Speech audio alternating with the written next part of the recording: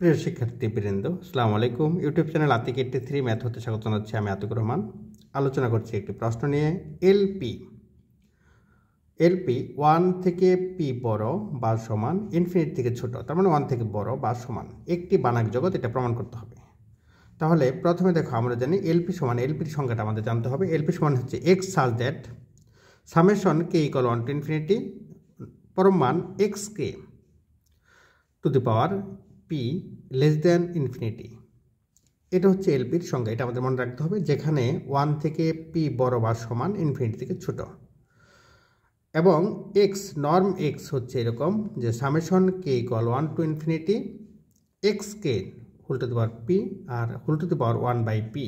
এটা হচ্ছে নর্মের যে সংজ্ঞাটা, সেই সংজ্ঞা অনুযায়ী এটা লেখা যায়। এখন দেখো এক্স, এই এক্সের আমরা নর্ম অনুযায়ী এই সংখ্যা পাচ্ছি, এটা আমাদের মনে রাখতে হবে। পরবর্তীতে এখন প্রথমে দেখো এক্স কে যে কোনো পরম মানই, অর্থাৎ যে কোনো পরম মান সেটা 0 থেকে বড় বা সমান। তাহলে এটা 0 থেকে যদি বড় হয়ে যায়, বড় বা সমান হবে, যেখানে কে ইকুয়াল 1 2 3 ডট ডট এভাবে যদি থাকবে। তাহলে এটাকে এভাবে লেখা সামেশন যদি দিই, তাহলে কে ইকুয়াল 1 থেকে ইনফিনিটি, এটা যদি যোগ করা হয় তাহলে এটাও 0 থেকে বড় হবে। এবার দেখো এটার পাওয়ার যদি করো, অর্থাৎ 1 বাই পি করো, তাহলে সেটাও কিন্তু 0 থেকে বড় হবে। আর এটুকুর মানে হচ্ছে নর্ম এক্স। তাহলে নর্ম এক্সটা হচ্ছে 0 থেকে বড় বা সমান। তাহলে আমাদের নর্মের যে প্রথম সংজ্ঞা অনুযায়ী প্রথম শর্ত সিদ্ধ করলো, সেটা 0 থেকে বড়। দ্বিতীয় যে শর্তটা হচ্ছে যে এটা যদি 0 হয় তাহলে এটাও 0 হবে, কারণ নর্ম এক্সের মানে হচ্ছে এটা summation k equal 1 to infinity পরম মান x k whole to the power p whole to the power 1 by p equal 0। এবার দেখো 1 বাই পি এটা যদি 0 হয় তাহলে শুধু এইটুকুর মান হচ্ছে 0। তার মানে লেখা যায় সামেশন কে, এটা হচ্ছে বাই কন্ডিশনাল, অর্থাৎ biconditional if and only if. তাহলে k equal 1 to infinity x k, তার পাওয়ার হচ্ছে পি, এটা 0। এবার এটাকে যদি আলাদা আলাদা করে দেই, তার মানে এক্সকে, এক্সের মান একবার 1 বসাই, তাহলে x1 p whole to the power p plus x2 p dot plus dot dot dot equal 0। এটা যদি আমরা জানি যে ভিন্ন ভিন্ন, এটা পরম মান যদি এরকম ভিন্ন ভিন্ন থাকে, এটা মান যদি 0 হয় তাহলে প্রত্যেকে আলাদা আলাদাভাবে 0 হবে। তার মানে x1 সমান 0 হবে, x2 সমান 0 হবে, যে মানগুলো আছে সবগুলোই 0 হবে। তার মানে আমরা লিখতে পারি x1 x2 x3 dot dot 0 0 0 dot dot এইভাবে। তার মানে এটার মান হচ্ছে x। তাহলে এটা পাচ্ছি কত, x। তার মানে সংখ্যাটা দাঁড়াচ্ছে যে নর্ম x সমান 0 হলে x সমান 0 হবে, যদি এবং কেবল যদি। তাহলে দ্বিতীয় শর্তটা সিদ্ধ করলো। অতএব norm x equal 0, infimum x equal 0। তাহলে আমরা এটা হচ্ছে যে ইফ অ্যান্ড অনলি ইফ, এটা হচ্ছে যে ইফ অ্যান্ড অনলি ইফ এটা সমান 0। এবার নর্ম ল্যামডা এক্স। তাহলে দেখো এখানে এটা হচ্ছে summation k equal 1 to infinity lambda x k whole to the power p whole to the power 1 by p, এটা হবে। এখন এই ল্যামডা আর এক্সকে আলাদা করে দিলে হবে lambda whole to the power p আর হচ্ছে x k whole to the power p, এরকম হবে। তাহলে এই ল্যামডা, এটা যেহেতু চলক নয়, এটাকে বাইরে নিয়ে আসছি, তাহলে এই পি আর 1 বাই পি কাটাকাটি দিয়ে শুধু ল্যামডা থাকবে, পরম মান ল্যামডা। বাকি থেকে যাবে x summation k equal 1 to infinity x k পরম মান whole to the power p 1 by p, আর এটুকুর মান হচ্ছে নর্ম এক্স। তাহলে আমরা পাচ্ছি অতএব ল্যামডা নর্ম ল্যামডা এক্স সমান হচ্ছে ল্যামডা ইন্টু নর্ম এক্স, এরকম পাচ্ছি। এবার 3 নাম্বার শর্ত দেখো, 3 নাম্বার তৃতীয় শর্ত, চতুর্থ শর্ত যেটা, সেটা হচ্ছে x plus y. X plus y, তাহলে এখানে হবে x k plus y k. তাহলে এটা সূত্র অনুযায়ী এটাকে আলাদা আলাদা করলে এটা গ্রেটার দেন অর ইকুয়াল হবে x k whole to the power p plus y k whole to the power p, এরকম হবে। তা আর এটাকে সূত্র অনুযায়ী এটাকেও কিন্তু এইভাবে আলাদা করা যায়। এটা লেখা যায় summation k equal to 1 to infinity x k norm x k পরম মান x k whole to the power p, আর এই 1 বাই পিটা আলাদা আলাদাভাবে আসবে, এখানে 1 বাই পি হবে, এখানেও কিন্তু এটার সাথেও আসে 1 বাই পি হবে। আর এইটুকু সমান হচ্ছে নর্ম এক্স আর এইটুকু সমান হচ্ছে নর্ম ওয়াই। তাহলে লেখা যায় অতএব x plus y norm x plus y less than or equal norm x plus norm y. সুতরাং এলপি একটি নর্ম জগৎ, এটা পাচ্ছি। তাহলে আমাদের নর্ম জগৎ পাচ্ছি। এবার আমাদের বানাক জগৎ প্রমাণ করতে হবে। বানাক জগতের সংজ্ঞা অনুযায়ী যেটা আমরা বলতে পারি যে এলপি যদি কোষীর অনুক্রম, প্রত্যেকটি কোষীর অনুক্রম যদি অর্থাৎ কোষীর অনুক্রম কোষীর অনুক্রম যদি অবিচ্ছিন্ন হয়, এখানে কোষীর অনুক্রম যদি অভিসারী হয় তবে তাকে বলা হচ্ছে বানাক জগৎ। তাহলে আমরা আবার ধরি xn ইকুয়াল হচ্ছে yk whole to the power n, এখানে কমা, এটা হবে কমা, এলপি জগতের কমা, এটা এলপি জগতের একটি কোষীর অনুক্রম, এটা আমরা ধরে নিচ্ছি। তাহলে দেখো, সুতরাং এটা কিন্তু পাওয়ার না, সুতরাং একটি অতি ক্ষুদ্র ধনাত্মক সংখ্যা অ্যাবসোলেন্ট এর জন্য n বিদ্যমান থাকবে যেন norm xn minus xm less than or equal absolute থাকবে যেন mn n থেকে বড় হয়। তাহলে xn হচ্ছে এরকম summation k equal 1 to infinity yk n, আর যখন এটা xm বলবো তখন হচ্ছে yk তার হচ্ছে m, এটা কিন্তু পাওয়ার নয়, এখানে নর্ম, এটা পরম মানের পাওয়ার হচ্ছে p, আর এখানে 1/p। এখন উভয় পাশে যদি আমরা p গুণ করে দিই, এখানে p গুণ করলাম, এখানেও p গুণ করলাম, তাহলে হবে এরকম summation k equal 1 to infinity yk n plus yk m p less than absolute to the power p। এটা দেখো, এটাকে ইচ্ছা করে আলাদা করা যায়, এটাকে আলাদা করে লেখা যায়, সেক্ষেত্রে এরকম করে p বাদ দেওয়া যায়, এটা p, এখানে এটাকে আলাদা করলে এখানে একটা p আছে, এই p এরকম করে লেখা যায় যে প্রত্যেক এটা যদি ছোটো করে দেই, অর্থাৎ যোগফলটাই অ্যাবসোলিউটের থেকে ছোটো, তাহলে শুধু একটা উপাদান যদি নেই সেটা কিন্তু অবশ্যই এই absolute to the power p থেকে ছোটো হবে। তাহলে উভয় পাশ থেকে p বাদ, তাহলে p বাদ দিলে এরকম হবে yk two the power n yk n minus yk m less than absolute, এরকম হবে। অতএব summation k equal 1 to infinity yk n minus yk, এটা বলা হচ্ছে যে এখানে m ভ্যানিশ হয়ে যাবে, এইখানে দেখো yk m এটাকে সামেশন চিহ্ন ছিল, তাহলে এখানে যে সামেশন দিলে সেটা অ্যাবসোলিউটের থেকে ছোট হবে, এবং yk m যখন m টেন্স টু ইনফিনিটি হবে, অর্থাৎ limit m tends to infinity yk m সমান হবে yk, অসীমে যে এটার মান হচ্ছে yk, তাহলে আমরা এটা পরিবর্তে লিখতে পারি yk।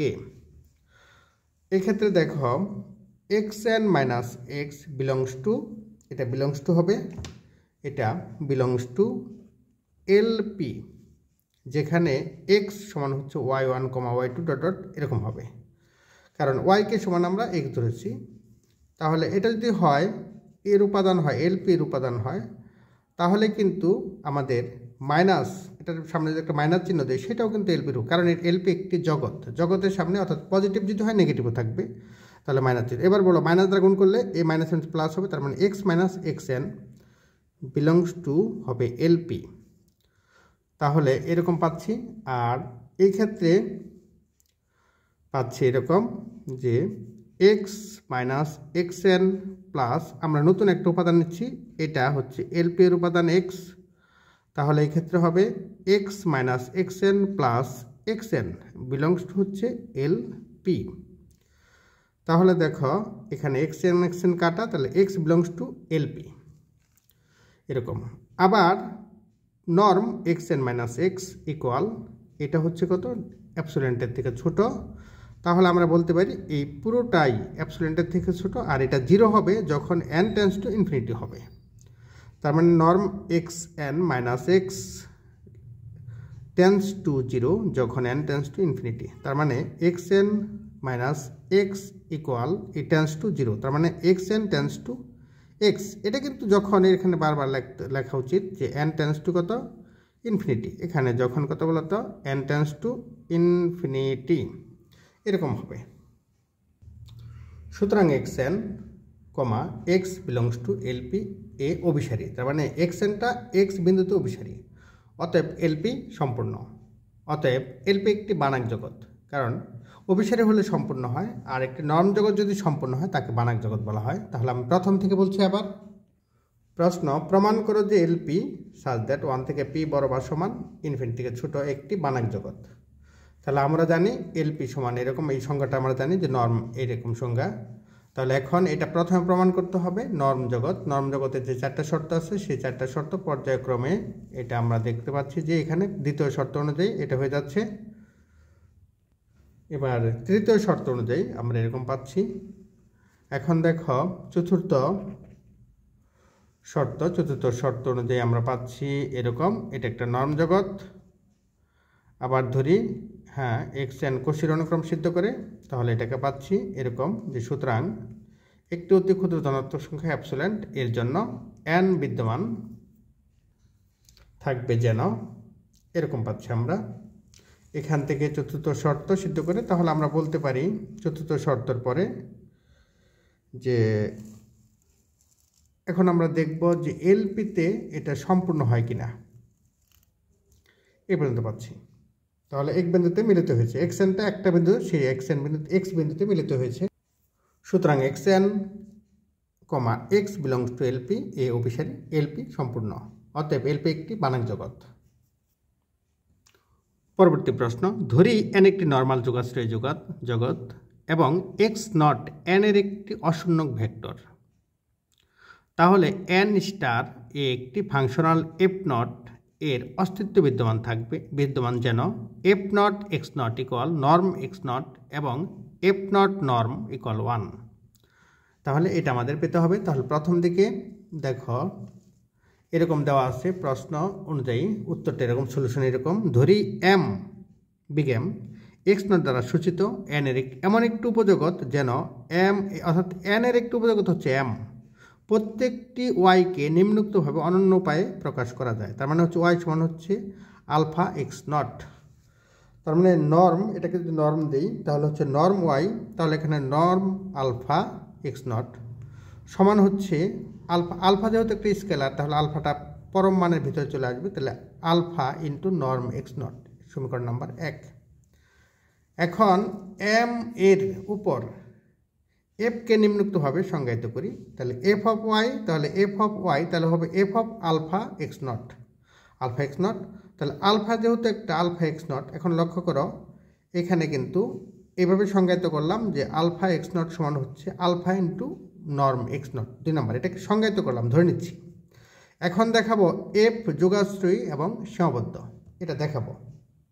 তাহলে প্রথমে হচ্ছে এফ যোগাশ্রয়ী, ধরি y1, y2 belongs to M, যেখানে y1 হচ্ছে আলফা এক্স নট এবং y2 হচ্ছে বিটা এক্স নট।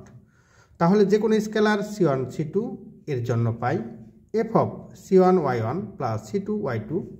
দেখো y1 হচ্ছে কত, alpha x not R y2 হচ্ছে বিটা এক্স নট।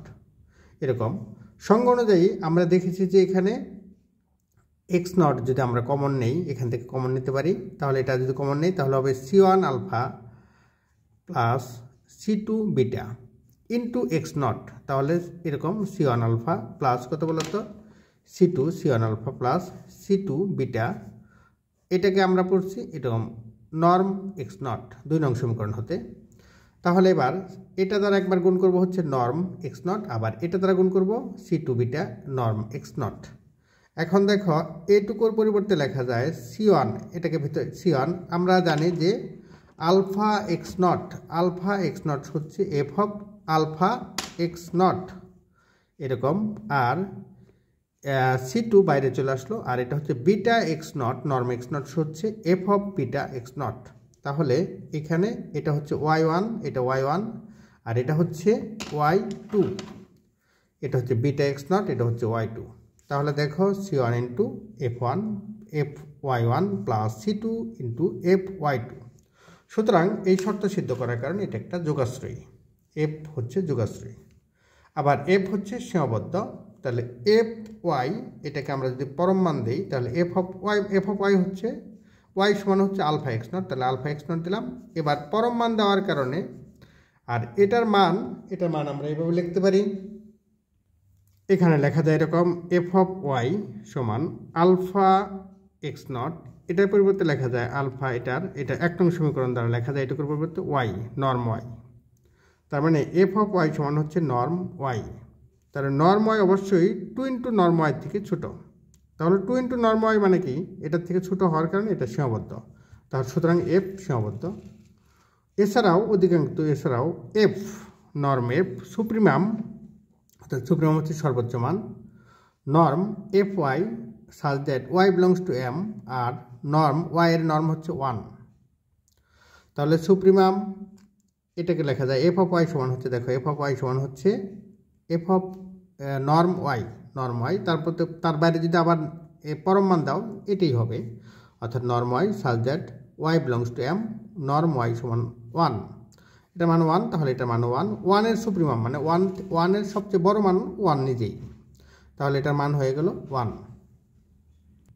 এবং এফ অফ এক্স নট সমান হচ্ছে এফ অফ এক্স সমান যদি এক্স হয় তাহলে এফ অফ এক্স নট সমান হচ্ছে নর্ম এক্স নট, এফ এর সংজ্ঞা হতে পাই, যেখানে আলফা সমান হচ্ছে 1। তাহলে সমীকরণ নাম্বার 4, সুতরাং হান-বানাকের উপপাদ্য হতে পাই এফ কে f not belongs to n এ সম্প্রসারণ করা যাবে যেখানে নর্ম সংরক্ষিত হবে, অতএব এবং এফ নট এক্স নট সমান হচ্ছে এফ অফ এক্স নট হচ্ছে নর্ম এক্স নট, এবং সম্প্রসারণের সংজ্ঞা হতে পাই f of f naught norm সমান হচ্ছে নর্ম এফ, আর নর্ম এফ এর মান হচ্ছে 1। সমীকরণ নাম্বার 1 হতে আমরা এটা পেয়েছি, এখান থেকে পেয়েছি এটার মান 1, অ্যান্সার।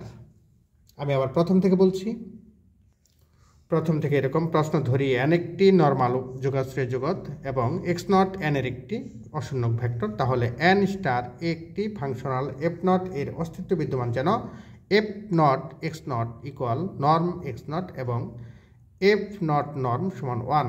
তাহলে প্রথমে এটা সমান প্রমাণ করার জন্য সমীকরণ নাম্বার 1 এটা ধরে নিচ্ছি, এখান থেকে দেখো এইভাবে সমীকরণ নাম্বার 2 পেয়েছি। এখন দেখাবো এফ যোগাশ্রয়ী এবং সীমাবদ্ধ, আমাদের এই দুইটা মনে রাখতে হবে।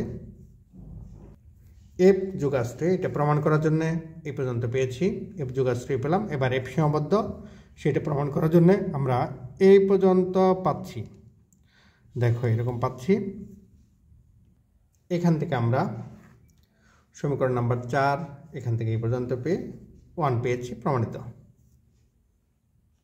পরবর্তী প্রশ্ন, ধরি এক্স এবং ওয়াই এফ ফিল্ডে দুটি নর্ম জগৎ, তার মানে এক্স এবং ওয়াই উভয়ই নর্ম জগৎ, এবং টি such that x to Y একটি সীমাবদ্ধ যোগাশ্রয়ী সংগঠক, তাহলে অ্যাডজয়েন্ট টি স্টার একটি সীমাবদ্ধ যোগাশ্রয়ী সংগঠক যেখানে T star such that y star to x star, এখানে ছিল এক্স টু ওয়াই আর এখানে হচ্ছে y star to x star, অর্থাৎ T star belongs to B of y star comma x star, এটা প্রমাণ করতে হবে।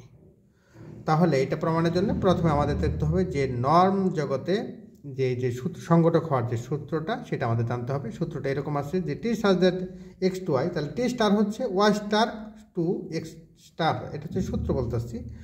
এবং এটা যোগাশ্রয়ী রূপান্তর হওয়ার শর্ত হচ্ছে এরকম, যোগাশ্রয়ী এটা f of alpha x plus beta y সমান হবে alpha f of x plus beta f of y, অর্থাৎ টি এক্স প্লাস ওয়াই হচ্ছে t x plus t y, আর এখানে টি অফ আলফা এক্স হচ্ছে আলফা ইন্টু টি এক্স। যোগাশ্রয়ী ফাংশনকে t দ্বারা প্রকাশ করলে এটি যোগাশ্রয়ী সংগঠন এরকম হয়। তাহলে আবারও বলছি প্রশ্নটা, দেখো প্রশ্ন এরকম আছে। তাহলে এটা প্রমাণ করার জন্য আমরা প্রথমে দুটি উপাদান ধরব, সেটা হচ্ছে এরকম, ধরি g comma h belongs to y star এবং alpha comma beta belongs to F, F হচ্ছে ফিল্ড, তাহলে টি star alpha g plus beta h of x সমান হচ্ছে দেখো এরকম হবে, alpha g plus beta h বাইরে চলে আসবে, টি অফ এক্স হবে, এই টি স্টারটা তখন টি অফ এক্স হবে। তাহলে দেখো এখন এরকমভাবে লেখা যায় যে alpha g t of x plus beta h t of x, আবার টিটা যদি এই পাশে চলে আসে তো জিকে যদি ভিতরে নিয়ে যায় তাহলে হবে T star g of x T star h of x.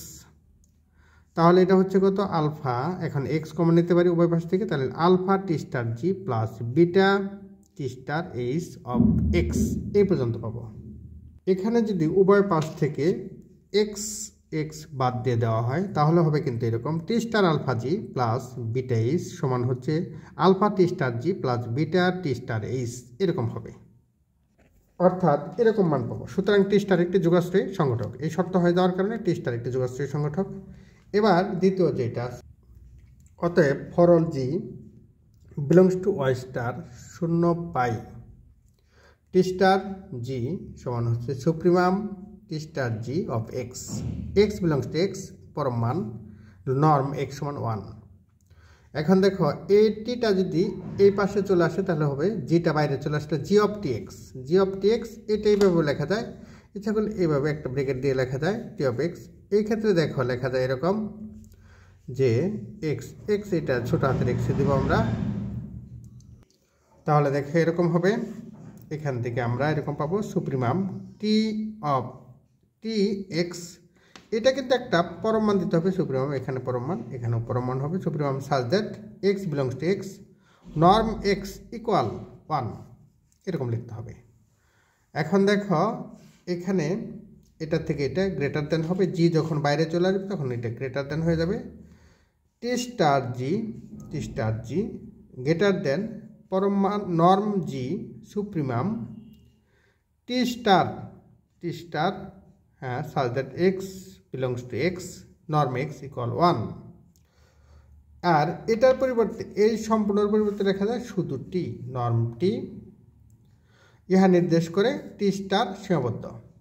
তাহলে দেখো অতএব টি স্টার একটি রৈখিক সীমাবদ্ধ সংগঠক, প্রমাণিত।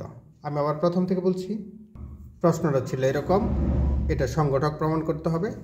তাহলে দেখছি সংগঠনের সংজ্ঞা, এটা আমাদের অঙ্কের অংশ নয়, এখান থেকে শুরু হয়েছে। দেখো এখান থেকে দুটো উপাদান নিয়েছে, জিএইচ ওয়াই স্টার উপাদান নিয়ে এই পর্যন্ত পেয়েছি, উভয় পাশ থেকে এক্স এক্স বাদ দিয়ে এই পর্যন্ত পাচ্ছি যোগাশ্রয়ী সংগঠক। এবার এটা দেখাতে হবে সীমাবদ্ধ সংগঠক। সীমাবদ্ধ সংগঠকের জন্য আমরা এরকম পাচ্ছি। আশা করি এই পর্যন্ত বুঝতে পেরেছ। নিয়মিত চর্চা করো, ভালো ফলাফল অর্জন করো। সকলের জন্য শুভকামনা। আল্লাহ হাফেজ।